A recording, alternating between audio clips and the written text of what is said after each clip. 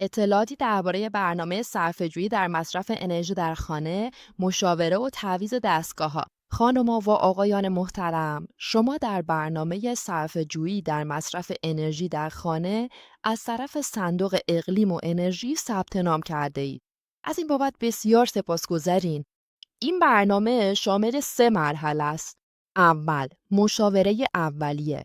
برای مشاوره اولیه با شما تماس گرفته میشه یا یک وقت ملاقات حضوری تعیین می‌گردد. پس از مشاوره اولیه شما قرارداد حمایتی را امضا می‌کنید. تنها پس از امضای قرارداد حمایتی است که میتونم برای وقت مشاوره در منزل شما هماهنگی‌های لازم را انجام داد.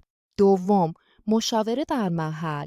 این مشاوره حدود 2 ساعت طول می‌کشد. یک مشاور آقا یا خانم به منزل شما میاد و همراه با شما تمام بخش‌های آپارتمان رو بررسی کرده و درباره موضوعاتی مثل صرفه‌جویی در برق، گرمایش صحیح و قبضای انرژیتون با شما گفتگو میکنه. علاوه بر این، دستگاه قدیمی شما بررسی شده و در صورت نیاز دستگاه جدید سفارش داده میشن. لطفاً آخرین قبض برق و صورت حساب هزینه‌های گرمایشی خود را آماده داشته باشید. اگر تعویض دستگاه لازم باشد، ما دستگاه رو برای شما از میان فهرستی منتخب از دستگاه‌های موجود سفارش میدیم. تحویل و نصب معمولاً توسط فروشنده‌های دستگاه‌های AP الکترونیک پارتنر انجام میشه.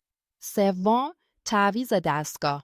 شما یک پیامک یا تماس تلفنی از فروشنده دستگاه دریافت خواهید کرد تا وقتی را برای تعویض دستگاه‌ها هماهنگ کنید. دستگاه جدید تحویل و نصب می شود و دستگاه قدیمی شما برده شده و بازیافت می گردد. تعویض دستگاه ممکن است حدود 2 ساعت یا بیشتر طول بکشد. لطفاً مطمئن شید که داخل دستگاه قدیمی خالی شده باشد.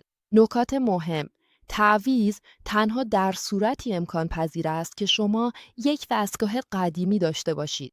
اگر قبلاً دستگاه جدیدی خریدید، متاسفانه پرداخت هزینه‌ها توسط ما امکان پذیر نیست. اگر دستگاه‌ها متعلق به شما نیستند، بلکه متعلق به صاحب خانه شما هستند، باید مشخص شود که آیا دستگاه قدیمی دور انداخته شود یا در انبار نگهداری گردد.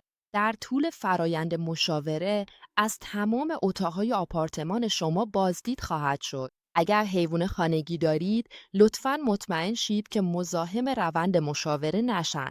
لطفاً در حین مشاوره سیگار نکشید و اتاقها را به خوبی تهویه کنید. درخواست شما در پایگاه داده شفافیت ثبت خواهد شد. دستگاه‌های جدید باید حداقل 5 سال استفاده بشن و نباید فروخته بشن. مدارک شما توسط کاریتاس به مدت 30 سال نگهداری میشه. اطلاعات شما به وزارتخونه مربوطه و همینطور به فروشنده دستگاه داده میشه. ارائه اطلاعات غلط جرمه. خوشحال میشیم اگه با ما تماس بگیرید.